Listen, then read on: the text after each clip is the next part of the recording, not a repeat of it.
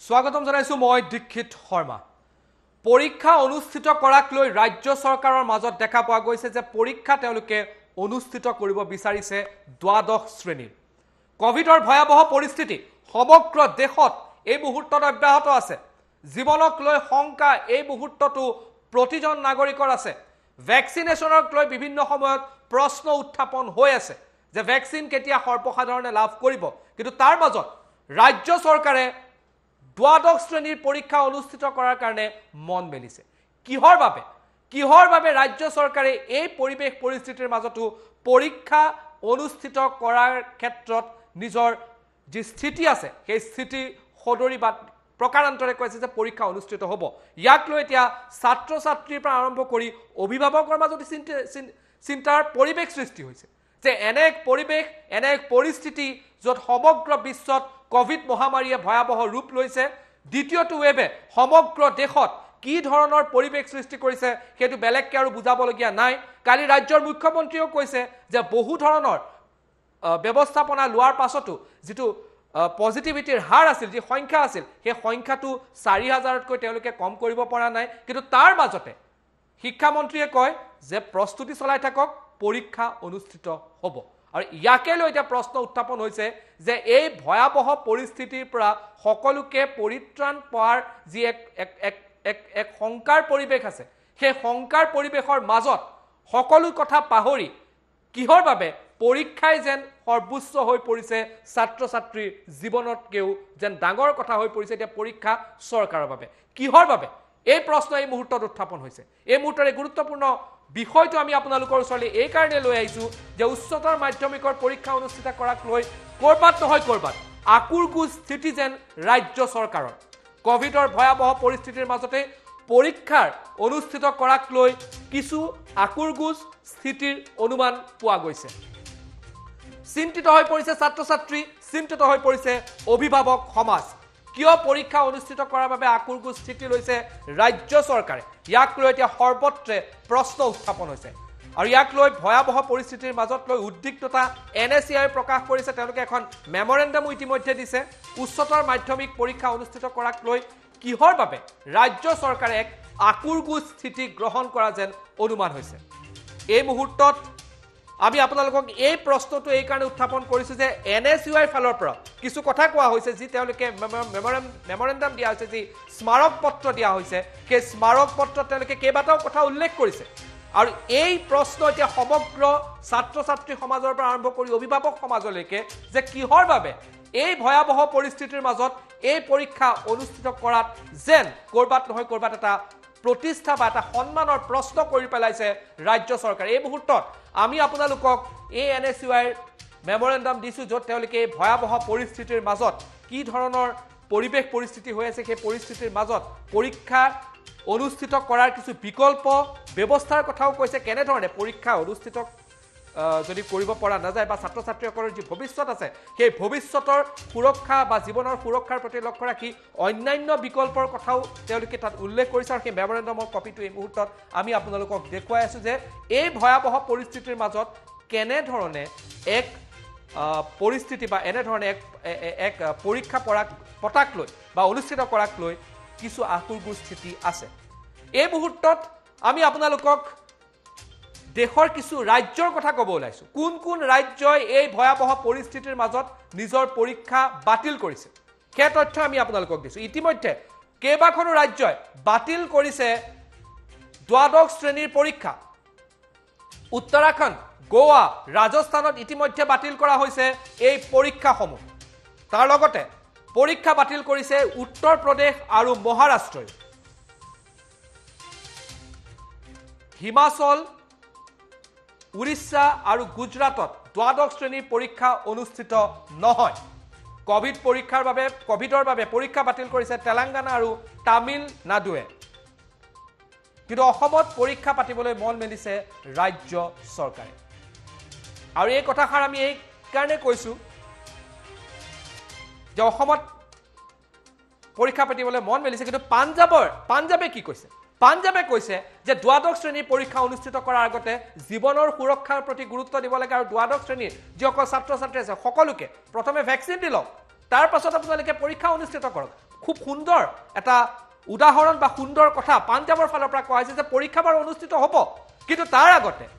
যিসকল দ্বাদশ শ্ৰেণীৰ যিসকল ছাত্ৰ ছাত্ৰী আছে তেওঁলোকক ভেকচিনটো প্ৰদান কৰি লওক ভেকচিনটো দিয়া যাওক কিন্তু অসম চৰকাৰে এই কথা কিন্তু কোৱা নাই অসম চৰকাৰৰ ৰাজ্যৰ শিক্ষা মন্ত্ৰীজনে এই প্ৰসংগত কি মন্তব্য কৰে আমি আপোনালোকক ইতিমধ্যে দেখুৱাইছো যে কোন কোন ৰাজ্যত বাতিল কৰা হৈছে পাঞ্জাবে কি কৈছে সেই কথাও আমি আপোনালোকক দেখুৱাইছো কিন্তু এই মুহূৰ্তত ৰাজ্যৰ শিক্ষা মন্ত্ৰীয়ে কি কৈছিলে মন্তব্য শুনক পৰিস্থিতি যেতিয়া উন্নত হ'ব উন্নত হোৱাৰ লগে লগে আমি আমাৰ পদক্ষেপখিনি গ্ৰহণ কৰিম তাৰ কাৰণে আমি সষ্টম হৈ আছো পৰীক্ষা যথেষ্ট নহয় সম্পূৰ্ণ সম্ভাৱনা আছে পৰীক্ষা অনুষ্ঠিত কৰা এটো এটা এবনৰ্মেল সিচুৱেচন গতিকে এই এবনৰ্মেল বা অসামান্য যেটো পৰিস্থিতি আছে পৰিস্থিতিটো আমি সকলোৱে ভুগিছো আৰু আমি ইতিমধ্যে ইংগিত বহন কৰিছো যে ছাত্ৰ ছাত্ৰীসকলৰ পক্ষত থাকি তেওঁলোকৰ সুবিধা হোৱাকে আমি পৰীক্ষা অনুষ্ঠিত কৰিব পাৰিম আজি বহুতে এই কথা কৈ আছে পৰীক্ষা CBSE বাতিল কৰি দিলে গতিকে আমিও বাতিল কৰি দিব লাগে পৰীক্ষা বাতিল কৰিলে সমস্যাটোৰ সমাধান নহয় মই উলুটা এনেকুৱা প্ৰশ্ন কৰিব বিচাৰিম যে আজি যিসকলে কম্পিটিটিভ এক্সামিনেশ্যনৰ জৰিয়তে পৰীক্ষাত তেওঁলোকে নেক্সট কোড এডমিশ্যন ল'ব সেইটো ঠিক কৰিব যিসকলে JEE দিব যিসকলে নীট ক্লিয়াৰ কৰি পেলাই বা এনেকুৱা ধৰণৰ এন্ট্ৰেন্স পৰীক্ষাৰ জৰিয়তে এডমিশ্যন একাংশই লাভ কৰিব কিন্তু সকলোৱে এন্ট্ৰেন্স এক্সামিনেশ্যনৰ দ্বাৰা নামভৰ্তি তেওঁলোকে কৰিব নোৱাৰিব আৰু বহুতৰ কাৰণে মেট্ৰিকৰ নম্বৰটো হায়াৰ ছেকেণ্ডাৰী নম্বৰটো পৰৱৰ্তী কালৰ কেৰিয়াৰত বহুতৰ কাৰণে এটো গুৰুত্বপূৰ্ণ নহয় কিন্তু বহুতৰ কাৰণে এটো গুৰুত্বপূৰ্ণ আজি যিসকলে ডক্টৰ ইঞ্জিনিয়াৰিং এই লাইনত তেওঁলোকে কম্পিটিটিভ পৰীক্ষা এন্ট্ৰেন্স পৰীক্ষাৰ যোগেদি যিসকল যাব তেওঁলোকৰ কাৰণে পৰীক্ষা এই নম্বৰকিটা গুৰুত্বপূৰ্ণ নহয় কিন্তু কাইলে যিজনে টেট পৰীক্ষা টেট চাকৰিৰ কাৰণে শিক্ষকৰ চাকৰিৰ কাৰণে এপ্লাই কৰিব তেওঁৰ কাৰণে মেট্ৰিকৰ নম্বৰটো অতি গুৰুত্বপূৰ্ণ হায়াৰ ছেকেণ্ডাৰী নম্বৰটো অতি গুৰুত্বপূৰ্ণ যিসকলে ৰাজ্যিক পৰ্যায়ত ইয়াতে সৰু সুৰা তেওঁলোকৰ কেৰিয়াৰ তেওঁলোকে আগবঢ়াব তেওঁলোকৰ কাৰণে মেট্ৰিকৰ নম্বৰটো গুৰুত্বপূৰ্ণ হায়াৰ ছেকেণ্ডাৰী নম্বৰটো গুৰুত্বপূৰ্ণ আৰু সেই গুৰুত্বৰ প্ৰতি লক্ষ্য ৰাখিয়ে আমি পৰীক্ষা পাতাৰ পক্ষত আমি এতিয়ালৈকে আমি মন বান্ধি আছো আশা কৰো পৰিস্থিতি ভাল হ'ব পৰিস্থিতি ভাল হোৱাৰ লগে লগে আমি মডিফাইড নিশ্চিতভাৱে পৰম্পৰাগতভাৱে যেনে ধৰণে আগতে পৰীক্ষা অনুষ্ঠিত হয় তেনেকে নহয় এই ইংগিতটো মই আগতে দিলো এই ইংগিতটো আগতে দিলো মুখ্যমন্ত্ৰী ডাঙৰীয়াও দিছে কেন্দ্ৰীয় চৰকাৰৰ পৰা তেনেকুৱা ইংগিত আছে এতিয়া পৰিৱৰ্তিত কি মডিউলত পৰীক্ষাটো হ'ব তাৰ কাৰণে অকমান ধৈৰ্য ধৰি অপেক্ষা কৰিব লাগিব আমাৰ হাতত সময় আছে তাৰ কাৰণে অকমান দিন ধৈৰ্য ধৰিবৰ কাৰণে মই সকলোকে অনুৰোধ জনাওঁ কোভিডৰ পৰিস্থিতিটো কোন তাৰিখে যে পৰীক্ষা অনুষ্ঠিত হ'ব মডেল কিছু সলনি হ'ব পাৰে কিন্তু তেওঁ বাকিবোৰৰ কথা কোৱাৰ বিপৰীতে পৰীক্ষা যে অনুষ্ঠিত হ'ব সেই বিষয়ে গুৰুত্ব দিলে পাঞ্জাবে যেনেকে কৈছে যে প্ৰথম ভেকচিন দিলক তাৰপিছত পৰীক্ষা অনুষ্ঠিত হ'ব পৰীক্ষা অনুষ্ঠিত নকৰিবা বা পৰীক্ষা আমি অনুষ্ঠিত কৰিব নালাগে বুলি আমি মত পোষণ কৰা নাই কিন্তু মোৰ প্ৰশ্নটো হ'ল বা আমাৰ প্ৰশ্নটো হ'ল যে এই ভয়াবহ পৰিস্থিতিত কিহৰ বাবে ভেকচিনক অত্যন্ত গুৰুত্ব প্ৰদান নকৰি কেৱল পৰীক্ষা অনুষ্ঠিত কৰাৰ ক্ষেত্ৰতে গুৰুত্ব প্ৰদান কৰি থকা হৈছে এইটো এই মুহূৰ্তত প্ৰশ্ন আৰু এই মুহূৰ্তত কি প্ৰশ্ন কেইটামান প্ৰশ্ন উত্থাপন হৈছে সেই প্ৰশ্নকেইটা আমি আপোনালোকক কৰিব বিচাৰিছোঁ আমি ৰাজ্য চৰকাৰক কৰিব বিচাৰিছোঁ আমি এই প্ৰশ্ন ৰাজ্যৰ শিক্ষা মন্ত্ৰীক কৰিব বিচাৰিছোঁ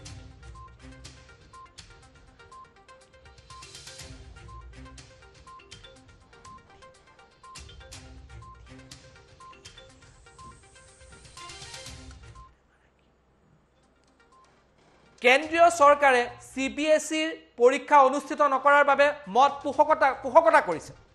কিন্তু কিয় মোদীৰ স্থিতিৰ বিৰুদ্ধে বৰ্তমান স্থিতি লৈছে ৰাজ্যৰ বিজেপি চৰকাৰে মোদীয়ে কয় এটা কথা ৰাজ্যৰ বিজেপি চৰকাৰে এটা কথা পৰীক্ষা অনুষ্ঠিত কৰাৰ বাদে অন্য কোনো বিকল্প নাই নেকি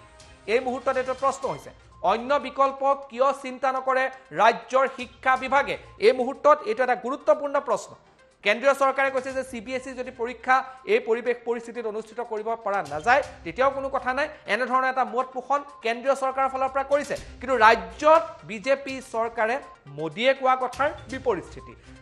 পৰীক্ষা অনুষ্ঠিত কৰক পৰীক্ষাৰ বাবে বা পৰীক্ষা নপতাৰ ক্ষেত্ৰত বা পৰীক্ষা পাতিব নালাগে বুলি আমি নকওঁ কিন্তু আমাৰ প্ৰশ্ন উত্থাপন হৈছে যে জীৱনৰ সুৰক্ষা বা জীৱনৰ প্ৰতি যদি ক'বাত ভাবুকি আছে তেনে মুহূৰ্তত পৰীক্ষা অনুষ্ঠিত কৰাক লৈ কিহৰ বাবে আকুৰগু স্থিতি ৰাজ্য চৰকাৰে লৈছে বিকল্প ব্যৱস্থা হ'ব পাৰে সেই বিকল্প ব্যৱস্থাৰ কথা চিন্তা কৰা হৈছে নে নাই হোৱা যদি হৈছে এই কথাখিনি খোলাকে কিহৰ বাবে ছাত্ৰ ছাত্ৰী বা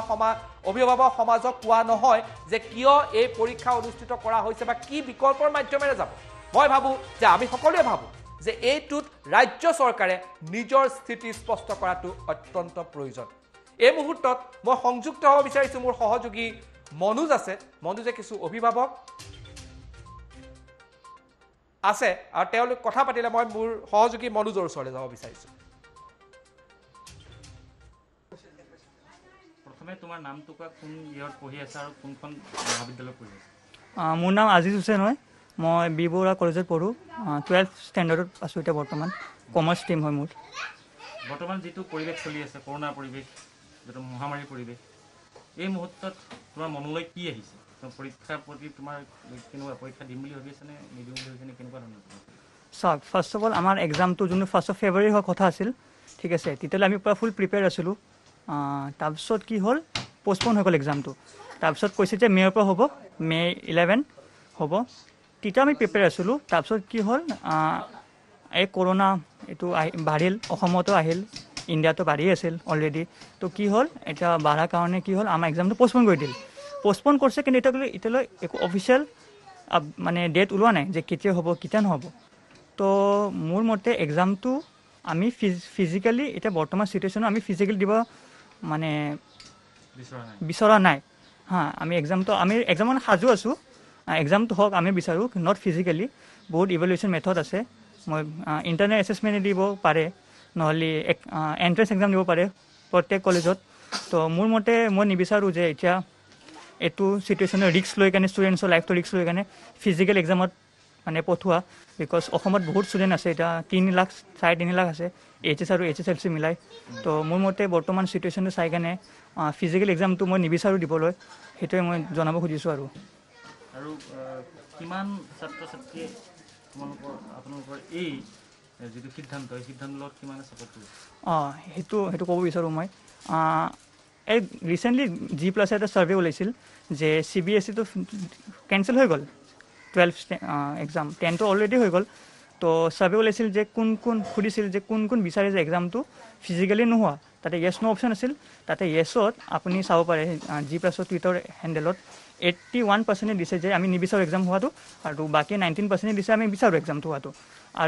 আৰু এটা পেটিশ্যন বনাইছিল আপোনাৰ এডভকেট হয় মমতা শৰ্মা মেম হয় নামটো পেটিশ্যন বনাইছিল আছাম ষ্টুডেণ্টছৰ কাৰণে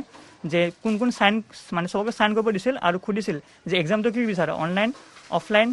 নে কিবা ইণ্টাৰনেল বেছ দি প্ৰমোট কৰা তো চবেই সেইটোৱে কৈছে ইণ্টাৰনেল 62,000 ষ্টুডেণ্টছে তাতে চাইন কৰিছে তাতে 60,000-এ বিচাৰে যে এক্সামটো ফিজিকেলি নোহোৱা অসমত আৰু বাকী 2,000 বিচাৰে যে আমাক এক্সাম লাগে তো সেইটোৱে এডুকেশ্যন মিনিষ্টাৰ যি আছে আমাৰ শিক্ষামন্ত্ৰী যি আছে ৰণোজ পেগু ডাঙৰীয়াই বাৰে বাৰে কৈ আছে যে তেওঁ যেতিয়া আমাৰ সংখ্যাটো যিমান পজিটিভিটি যিটো সংখ্যা সেইটো 3%-ৰ পৰা যদি 1%-লৈ যদি আহে যদি পৰীক্ষা মানে পৰিস্থিতিটো ভাল হয় তেতিয়াহ'লে তেওঁলোকে পৰীক্ষা পাতিম বুলি তেওঁলোকে সিদ্ধান্ত ল'ম বুলি কৈ আছে আমাৰ যোনটো new education minister Ranoj Pegu ডাঙৰীয়াই কৈছে যে যদি ক'ভিড যদি অসমত যদি বেটাৰ হয় তেনেহ'লে আমি এক্সামটো পাতিম কিন্তু বহুত ষ্টেট আছে ইণ্ডিয়াত UP মহাৰাষ্ট্ৰ দিল্লী তাততো বহুতেই আছিল কৰোণা কেছেছ অসমতো তাত অপন হয় তো এতিয়া ৰিচেণ্টলি দিল্লীত পাৰ ডে আপোনাৰ 300-400 কেছেছ আছিল still Delhi education minister Manish Sisodia ছাৰে এক্সাম কেঞ্চেল কৰাইছে বিকজ তেওঁ ভাবে যে ষ্টুডেণ্টছৰ এক্সামতকৈ বহুত বেছি ইম্পৰ্টেণ্ট হেল্থ হয় হেল্থটো ফাৰ্ষ্ট প্ৰায়ৰিটি হয় আমাৰ তো আমি ৰিস্ক লৈ কেনে আমি নিবিচাৰোঁ যে আমাক কাৰো যাতে ষ্টুডেণ্টছৰ লাইফৰ লগত কিবা হওক ঘটনা হওক এনেও বহুত ষ্টুডেণ্টছ ক'ভিড মানে চিটুৱেশ্যনত নিজৰ জান হেৰাইছে নিজৰ পেৰেণ্টছো হেৰাইছে তো আমি নিবিচাৰোঁ যে কিবা হওক আমাৰ তো সেইটোৱে আৰু ৰণোজ পেগু ডাঙৰীয়াই কৈ আছে যে এক্সাম হ'বই তেওঁ যেতিয়া আহে খালি এটাই কথা কয় হ'বই কিন্তু এতিয়া এটা কথা যে ক্লিয়াৰলি নকয় যে কেতিয়া হ'ব এইটো ক্লিয়াৰলি যদি কৈ দিয়ে আমি প্ৰিপেয়াৰ কৰিম কিন্তু এইটোও নকয় যে কেতিয়া হ'ব ডেটো নকয় আজি জুন মাহ হৈ গ'ল জুলাই আহিব আগষ্ট আমাৰচোন এনে কিমান লছ হৈ আছে আমাৰচোন এতিয়া ক্লাছ 11 ষ্টুডেণ্ট যদি 12ত আহি গৈছে আমাৰ একেলগতে এক্সাম দিয়া হ'বচোন তো আমাৰ একো ভেলু নাথাকিল তো যিমান জলদি পাৰে এটা ফাইনেল ডিক্লেয়াৰ কৰক যে আমি এক্সাম পাতিম নাপাতিম এনেকুৱা মানে আমাক কি লটকাই ৰাখিছে ফাৰ্ষ্টত একবাৰ কয় হ'ব একবাৰ কয় নহয় এনেকুৱা নহয় ন যদি হয় ডাইৰেক্ট কওক যে আমি পাতিম নেক্সট উইকৰ পৰা তোমালোকে সাজু থাকা আমি ৰেডি কিন্তু এইটো নকয়, সেইটোৱে আৰু কি ক'ম আৰু। কিন্তু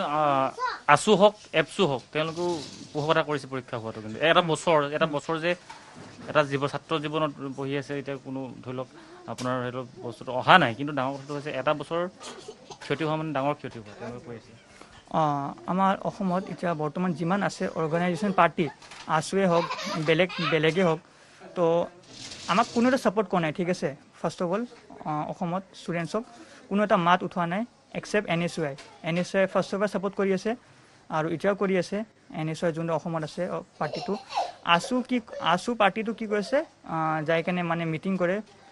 ডাঙৰীয়া পেগুৰ লগত যে এক্সামটো হ'ব লাগে, কিন্তু সেইটো নিবিচাৰে যে ষ্টুডেণ্টছৰ অপিনিয়নটো ল'ব লাগে ন। ফাৰ্ষ্ট অফ অল এনেকুৱা নহয় ন, আপুনি মিনিষ্টাৰ আপুনি পটককৈ পাতি দিব এক্সাম, ফাৰ্ষ্ট অফ ষ্টুডেণ্টছৰ অপিনিয়ন লওক ন, যে এক্সামৰ কাৰণে সাজু আছে কি নাই, দিব মন আছে কি নাই। এনেকুৱাতো নহয় ন যে যি হ'ব মানে কৰিব। তো আছু এইটোৱে কৈছে যে আমি এক্সামটো পাতিম, 6টা ছাবজেক্টে পাতিম। ফাৰ্ষ্টত কথা আছিল 3টা, এতিয়া কৈছে 6টা। তো উল্টা বেছি প্ৰেছাৰ দি আছে ষ্টুডেণ্টছৰ। ফাৰ্ষ্ট অফ অল ষ্টুডেণ্টছৰ এতিয়া মেণ্টেলি বহুত এফেক্ট কৰি আছে। মইতো ক'ব বিচাৰোঁ চবকে, মোৰ নিজৰ লগৰ কেইটামান বেমাৰ হৈ গৈছে, এইবিলাক ভাবি যে এক্সাম হ'বনে নাই, বহুত এনজাইটি প্ৰব্লেম হৈ আছে। তো যিমান জলদি পাৰে এটা ফাইনেল ডিক্লেয়াৰ কৰক। বহুত ষ্টুডেণ্টছে এতিয়ালৈকে মানে মেণ্টেলি ডিপ্ৰেশ্যনত পৰি গৈছে। নামটো আৰু কি আছিলে আৰু কোনখন মহাবিদ্যালয়ত পঢ়ি আছে, কোন ইয়াৰত পঢ়ি আছে, আৰু পৰীক্ষা হ'ব লাগে নে নালাগে? মোৰ নাম সুৰজ দাস, মই HS ছেকেণ্ড ইয়াৰ পঢ়োঁ বি বৰুৱা কলেজ। আৰু পৰীক্ষা মানে হ'ব লাগে, কিন্তু আমি সেনে এইটো ফিজিকেলি দিব নোৱাৰিম, যেনেকুৱা কেছেছটো বাঢ়ি আছে। তো ফিজিকেলি দিয়াৰ আমাৰ লাইফত ৰিস্ক আছে আমাৰ কাৰণে, সেইটোৱে মই ক'ব বিচাৰি আছোঁ। মানে ঘৰৰ এতিয়া যিটো অভিভাৱক পেৰেণ্টছসকলে কি কয়? পেৰেণ্টছসকলে কয় যে পেৰেণ্টছসকলক আমাক ছাপোৰ্ট কৰি আছে, যদি আমি সেনেতে ক্লাছৰুমত বহি এক্সাম দিম তো এইটো আমাৰ কাৰণে ৰিস্ক হয়। আৰু আমি যদি ক্লাছৰুমত ক'ভিড পজিটিভ ওলাই যাওঁ, যদি আমি ঘৰতো যাম ন, ঘৰত যদি আমাৰ পেৰেণ্টছবিলাকো হৈ গ'ল, তেতিয়া আমাক কোনে চাব? সেইটোৱে হয়, যথেষ্ট অসুবিধা হৈছে নহয়? মানে আৰু এটা শিক্ষামন্ত্ৰীয়ে কৈ আছে যে পৰীক্ষা পাতিম, কিন্তু যদিহে ক'ভিড পৰিস্থিতি ভাল হয়। পাতিম এইটো কৈ আছে, ঠিকে আছে, কিন্তু কেতিয়া পাতিব এইটো যদি অফিচিয়েলি ডিক্লেয়াৰ কৰি দিয়ে, এইটো কাৰণে আমি প্ৰিপেয়াৰ হৈ থাকিম ন। এইটো কৈ আছে, চাওক ফেব্ৰুৱাৰীত কৈছিলে এক্সাম হ'ব, তাৰপিছত পষ্টপন কৰিছে, আকৌ পষ্টপন কৰি আছে।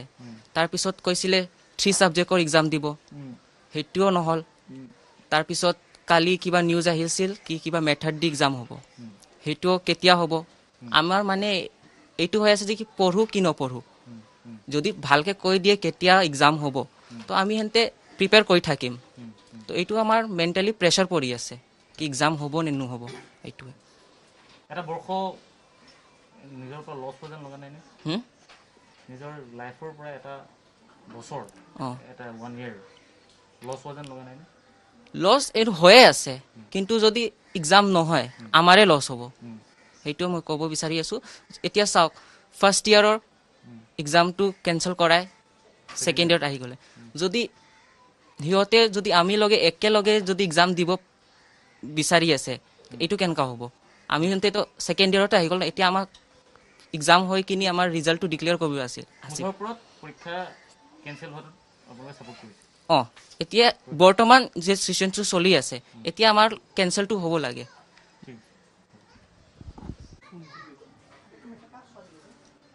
কি ক'ব অভিভাৱক হিচাপে? যথেষ্ট এটা ভয়াৱহ পৰিস্থিতি, তাৰ মাজতে পৰীক্ষা হোৱা নোহোৱাক লৈ বিতৰ্ক। নহয়, এইটো হয়, মানে মই দুটা চাইডে চিন্তা কৰিছোঁ। যিটো বৰ্তমান মহামাৰী কৰোণা যিটো হৈছে, যে এইটো চৰকাৰৰ চিন্তাত পৰিছে, কিন্তু মই অভিভাৱক হিচাপে মই এটাই বিচাৰিছোঁ যে আমাৰ যিটো শিক্ষা বিভাগৰ মিনিষ্টাৰ, তেখেতে মানে কৈ আছে পাতিম। মই সেইটোৰে অলপ মানে আচৰিত পাইছোঁ। তাৰমানে কিবা এটা ডিচিশ্যন এটা ল'ব লাগে। কিয় ল'ব লাগে? যে আমি পাৰ্টটো ফাইনেল যে অমুকত পাতিম, কিন্তু আমাৰ এতিয়া মোৰ গাৰ্জেন আহিছে, মোৰ ল'ৰাটোকে কেতিয়াবা সদায় গালি পাৰোঁ যে তোৰ পঢ়াতকৈ মন কাৰণে নেদা। সেই ল'ৰাটো মোকে কয় বোলে আৰে কি পৰীক্ষা হ'ব নহ'ব, মানে কোনো এটা ফাইনেল নাই, মই পঢ়ি কি কৰিম? গতিকে ল'ৰাবিলাকতো বহুত টেনশ্যন পৰিছে, তাৰপিছত গাৰ্জেন হিচাপে আমিও টেনশ্যন পৰিছোঁ। গতিকে মই বেলেগ ক'ব খোজা নাই যে পৰীক্ষাটো অৱশ্যে পাতিব লাগে, পাতিলে এটা ডেট এটা দি যে পাতিলে এটা ভাল হয় আৰু তাৰ কাৰণ ল'ৰাবিলাকতো এটা প্ৰেছাৰ পৰি আছে, তেওঁলোক এটা ফ্ৰী হৈ যায়। আৰু এটা ঠিক যে পৰীক্ষাটো নাপাতিলেও এটা অসুবিধা আছে। কেনে অসুবিধা আছে চাওক, PU পাছ কৰাৰ পিছত, হায়াৰ ছেকেণ্ডেৰী পাছ কৰাৰ পিছত কিছুমান ল'ৰাবিলাক লাইনত যায়, গোটেই লাইনত যোৱাৰ লগে লগে ইয়াতে যদি মাৰ্ক নাপায়, মাৰ্ক বেচিছততো আপোনালোকে সকলোৱে জানে যে মাৰ্ক বেচিছত সেইবিলাক ছিট পায়, যদি সেইটো এটা বিৰাট লছ হৈ যাব। এতিয়া মই কিন্তু বিচাৰিছোঁ পৰীক্ষাটো হ'ব লাগে আৰু মিনিষ্টাৰে তেখেতে আৰু সোনকালে ঘোষণা কৰিব লাগে যে আমি পাতিম। তেখেতে নাপাতোঁ বুলি কোৱা নাই, যে পাতিম বুলি কৈ আছে, কিন্তু কথাটোৰ দুদলীয় মত হৈ আছে আৰু যে পাতিম, কেতিয়া পাতিম কোনো এটা মানে ফিক্স হোৱা নাই। যে তেখেতে এতিয়া মই বিচাৰিছোঁ অভিভাৱক হিচাপত তাৰমানে পৰীক্ষাটো যেতিয়া তেখেতে সোনকালে ডেট দিয়ে যে আমি ফাইনেল পাৰিমে, কাৰণ যদি আমি গম পাওঁ কৰোণা আগত চাই বহুত কম মানে হৈ আহি আছে, গতিকে এটা সময়ত যদি ডেট দিয়ে যে 1 মাহ পিছতে পাতিম, হয়তো কৰোণাটো আৰু বহুত কমিব। বাতিল হোৱাটো বিচাৰে যে পৰীক্ষা হোৱাটো বিচাৰে? পৰীক্ষাটো এতিয়া চাওক, পৰীক্ষাটো এটা ছাইডত এতিয়া যদি মহামাৰী বেছি হয় তেতিয়াতো পাতাটো প্ৰশ্নই নাই, সেইটো মই হ'লেও ছাপৰ্ট কৰোঁ, কাৰণ মানুহ যেতিয়া জীয়াই থাকিব তেতিয়া পৰীক্ষা লাইফত বহুত দিব পাৰিব। কিন্তু এতিয়া মই যিটো দেখিছোঁ যে মানে কমি আহি আছে, যিটো দেখিছোঁ আমাৰ CM ছাৰো কৈ আছে যে এতিয়া বহুত পজিশ্যন ভাল বা এনেকুৱা এতিয়াতো যোৱাকালি 44 নে কি ডেট হৈছে হা, এতিয়া কমি আহিছোঁ। যদি 1 মাহমান পিছতে হওক কিবা এটা হওক